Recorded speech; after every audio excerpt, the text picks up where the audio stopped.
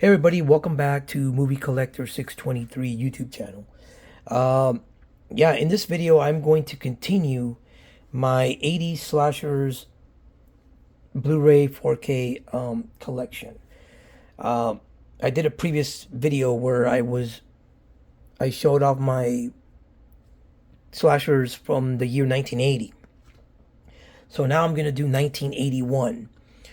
Um, and I I read or I've heard that by many, it's been considered the greatest year in slashers in the 80s, 1981. Um, and I want to say, according to the list, I mean, damn, yeah, I would probably say the 1981 had a lot of great slashers. So yeah, I'm gonna And again, I'm going to show you the way they were released, chronological order. I'm starting with with the month January of 1981, all the way through the end of the year. So yeah, let's get this rolling. Let's get this started. January 1981, Scream.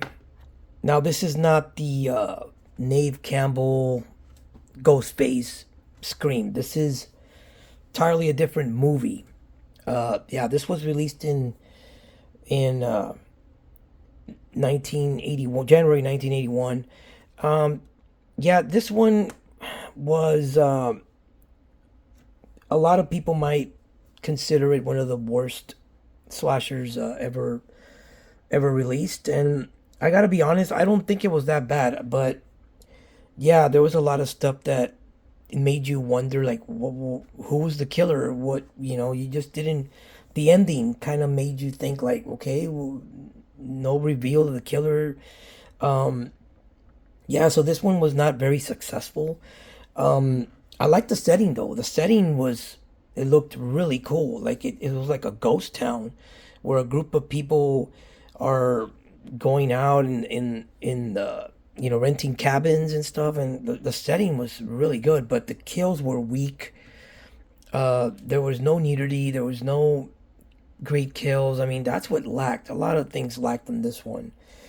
But yeah, I have it in the collection because I've been collecting every 80 slashers every 80 slasher ever made. So yeah, but this is one that was not really that great. I mean, I gotta rewatch it. I gotta give it another chance. But yeah, this one was not really that great. All right. In February of 1981, we did have one of the heavy hitters, and this is a Canadian slasher, talking about Bloody Valentine. Yeah, this one was great. I love everything about this one. You have great kills, great cast, great plot. This one is, the setting, like it takes place in those coal mines. So, yeah, especially the unrated version. If you have this release, I mean, the unrated version is way better than the theatrical release because the kills are more. They show more on the kills. So yeah, this is yeah, definitely a good one. One of my one of my favorites. My Bloody Valentine, February of 1981. All right, March of 1981, we have an Italian American slasher kind of co-production, and it's Madhouse. Yeah, this one kind of feels like a giallo because it's got some Italian, vibe to it, but it's also kind of blended in with American style slasher. This one's very creepy, man. Very creepy, very it has some pretty good kills. The ending, it has a very pretty good ending that other movies kind of did the same type of ending, and you'll see another one, and I'll let you know which one it is. But yeah, Madhouse. Okay, continuing from March of 1981, we have the Funhouse. This is directed by Toby Hooper. It's a good.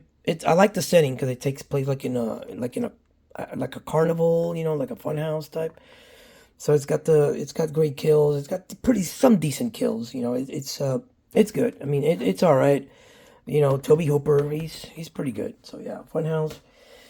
Uh, Another one in March 1981, Eyes of a Stranger. Special effects made by Tom Savini. This is kind of like a psychological type of horror, but it's got great slasher kills. I mean, of course, you got Tom Savini doing the makeup effects, so it's kind of like inspired by Alfred Hitchcock Rear Window. And you got Jennifer Jason Leigh, who did a great, great performance. And I think it was her debut. There she is. And she plays a blind girl. Yeah, so, the ending, the last scene, the last act with the killer. Oh, man, that was so cool. So cool. But yeah, Eyes of a Stranger. Great, great kill. I mean, great slasher. Great slasher. All right. This one, I don't know exactly the month, but it is a 1981 slasher. It's a Day of Judgment. I couldn't find the release date exactly, but I know it's in 81. So this is kind of like a Christian religious type slasher. It's got some slasher elements, so I decided to include it in here. It's a little slow paced, so it may not be for everybody. Some people might say it's kind of boring. To me, I kind of found it a little bit interesting, even though it was like slowly, paced. But it's okay. Day of Judgment. All right, moving on to April. No, still in March. Still in March, we have Bloody Moon. Um, I think this one was in Spain. I don't know if it was Spain or was it Italy. I can't remember, but it was like a co-production with American producers. Yeah, this is uh, a bloody good time. You have great kills. You got tons of nudity, beautiful women, directed by Jess Franco. Also kind of feels like a Jallo. So very sleazy. So yeah, Bloody Moon. I mean, this kill right here is like bloody amazing. Like wow, the kills on this one is pretty gory. So yeah, Bloody Moon. All right, now in April of 1981, we got Bloody Birthday. I love the artwork on this. This is amazing, really kick-ass artwork. Yeah, this is a killer kids movie. I mean, about some kids who were born the same day during a moon eclipse or something like that, something with the moon. So on their 10th birthday, they go on a killing spree. So yeah, this is an Arrow release. So very good release. Got some great special features there. So yeah, Bloody Birthday. All right. April of 1981, one of the iconic slashers, the sequel, Friday the 13th Part 2. Jason makes his debut. He was wearing that sack head Jason. Not much to say about this one. I mean, it's awesome. It's a great sequel. Great kills. Yeah, Friday the 13th Part 2, great movie. Moving on to May of 1981, we got Graduation Day. This is a good one. It's pretty good. You got this high school track team that they're getting killed one by one. They have it's got a good backstory on the killer. It's got a good backstory. Lena Quigley is in this, and she's got some she's got some good nude scenes in here. And that's what slashers are about, man. You have to have great kills. You're gonna have to have the nudity, the setting. You have to. That's the formula. That's the criteria. You have a final girl. That those are slashers, and this one is one that it's pretty good. Graduation Day. All right, continuing May of 1981. One, and I want to compare it to Friday the 13th because this is kind of like a Friday the 13th ripoff. I'm talking about The Burning. Tom Savini doing the special effects, which has a fun fact. Tom Savini was supposed to come back and do the special effects for Friday the 13th Part 2, but instead he was doing the special effects of The Burning. Another fun fact that I wanted to point out was that Friday the 13th, the original, was released in May 9th of 1980. The Burning was released in May 8th or 9th of 1981. So it was like a year to the day after the original Friday the 13th. So yeah, very much like Friday the 13th. The setting is very similar. Yeah, very good movie. I love The Burning. One of my top slashers. All right. Continuing May of 1981, we have Canadian film, Canadian slasher. Happy Birthday to Me. Very, the kills are very unique, very invented kills. The reveal was fantastic. I love the reveal. Uh, the ending, as I mentioned before, the ending of this film is similar to the ending of Madhouse that I covered just a little while ago. It's got very similar endings, so I don't know exactly. I want to say maybe Madhouse came out first. I mean, that's how I have it here. I don't know, but the dates might be off a little bit. But yeah, one of them was copying one, so I don't know. And there's another movie that has that similar ending, and I think it was released in '82. So I will mention that one too, and when I do the 1982 ones. But yeah, good movie. Happy Birthday to Me. All right, in June 1981, we got Final Exam.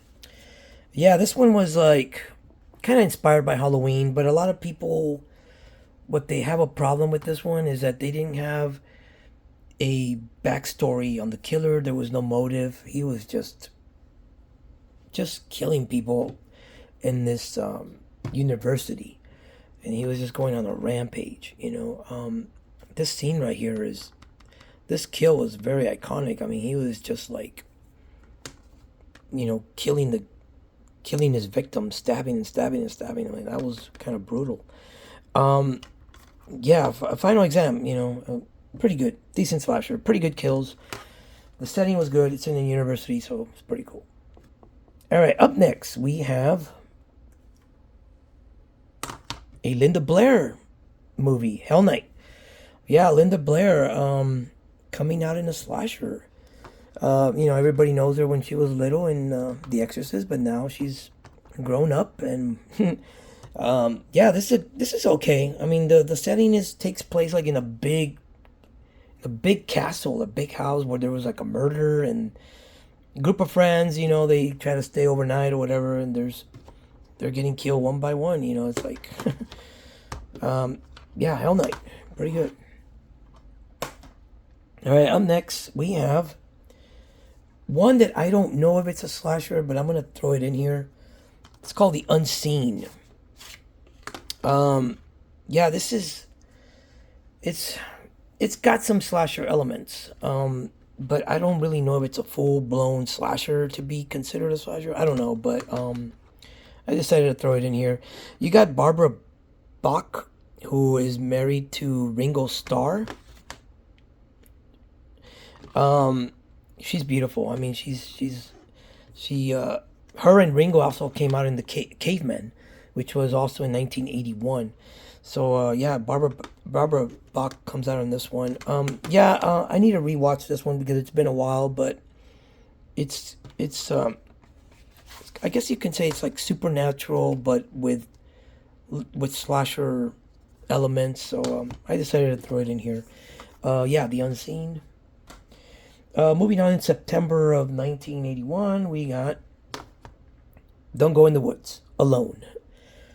Yeah, this is very low budget. This was a very low budget film. It's a campy, cheesy movie, but it's fun. It's a fun movie. The kills they're pretty good. It's got some decent kills. I mean, yeah, it's one of those bad that it's good. If you like slashers and you like cheesy, ridiculous stuff, yeah, I mean, check it out. But it's not for everybody. I mean, it's random people are getting killed also, and yeah, don't go in the woods alone. All right, up next, September of 1981, we got Night School. Yeah, this one also was very inspired by the Italian giallos, so it's kind of like another one with the American giallo kind of like. Yeah, this is it's a pretty good movie. It's been a while since I've seen it, but I remember really enjoying it when I first saw it back in the day. And again, when I saw the Blu-ray, I'm like, yeah, I still enjoyed it. So yeah, Night School. All right, coming up in October 1981, this is an Italian horror film, Observe. And I think this is the follow-up of Anthropophagus, which I mentioned on the 1980. Yeah, Observe is kind of like inspired by Halloween, but like with the Italian blended with Italian. You see, you feel, you can see the Italian kills in this. I mean, it's pretty good kills. I mean, but it has that Halloween type of inspiration. It's really inspired by Halloween. Directed by Joe D'Amato, who also directed the Anthropophagus. So I guess this is, they say it's like a sequel to Anthropophagus. I think it's, yeah, it says right there, the infamous follow-up to Anthropophagus. Yeah, Observe. All right, coming up in continuing October 1981, we got Nightmare. Uh, yeah, this one is a bloody slasher. I mean, it's got lots of violence. It's got over the top kills. I mean, it also goes by Nightmare in the Damaged Brain. It also goes by another title. There was rumors that Tom Savini did the special effects, but Tom Savini denied it. That no, I did not do the special effects in Nightmare. But I think he helped out in some certain way because he was there during the filming of the movie. But according to him, he said he didn't do the special effects. So, all right, so there, Nightmare. Coming in, continuing October of 1981, the very first slasher made for TV, Dark Night of the Scarecrow. Yeah, even the TV networks were trying to jump on the slasher craze. I mean, as you can see, slashers in 1981. I mean, look how many have been released from January to October. So they, a TV network decided to, you know what, let's do one. This is a pretty good one. I mean, I like the story on this one. It's got a good story. Got pretty decent characters. I mean, the kills were it's made for TV, so it's not like over the top kills, but yeah, it's good. All right, coming in still in October of 1981, the sequel. Michael Myers is back. Laurie is back. Jamie Lee Curtis, of course. Halloween 2. And what I love about this one is like it really follows where the 1978 left off. Like I recently saw them both back to back, and it's like a whole entire movie. It's like the setting is great. It takes place like in a hospital. Jamie Lee Curtis, character Laurie, she's in a hospital. It's got some pretty good kills. I mean, Michael is just brutal. Yeah, Halloween 2, October of 1981. All right, more for October. We have Madman. This is another slasher that tried to follow the success of Friday the 13th. It takes place like in a camp. So you have a couple of those. I mean, you already saw The Burning. You saw what was the other one? Don't Go in the Woods Alone. This is another one. It's got some pretty fun kills. So yeah, Madman. All right, coming up in November of 1981, another Tom Savini special effects. The Prowler. Man, I love The Prowler. This is another one of my top favorite slashers. I mean, the backstory is good. The kills are amazing. It's got great kills. Of course, Tom Savini is behind the makeup effects, special effects. So you know what you're going to get. Awesome movie. Some people don't. Some people think it's too slow, but I think it's great. I think the pace works. I mean, I love The Prowler. Awesome movie. Awesome slasher. And the last slasher I have for 1981, November of 81, and it's another camp setting, another one that tries to follow the Friday the 13th success, Just Before Dawn. Yeah, this setting is really good setting. I love the setting. yeah, friends are going, camping, and they're getting killed one by one by this psychopathic killer. Um, you got George Kennedy on this. I mean, he's pretty good in it. He's good. So yeah, good kills. I mean, and good story. There's like a little twist towards the end. So if you haven't seen it, man, check it out. So there you have it, guys. Those were my 1981 slashers Blu-ray 4K collection. If you like the video, give me a thumbs up. Subscribe to the channel if you haven't already, and hit the bell for more upcoming videos. Uh, that is it, and I will be working on 1982. Thanks for watching, guys. See you.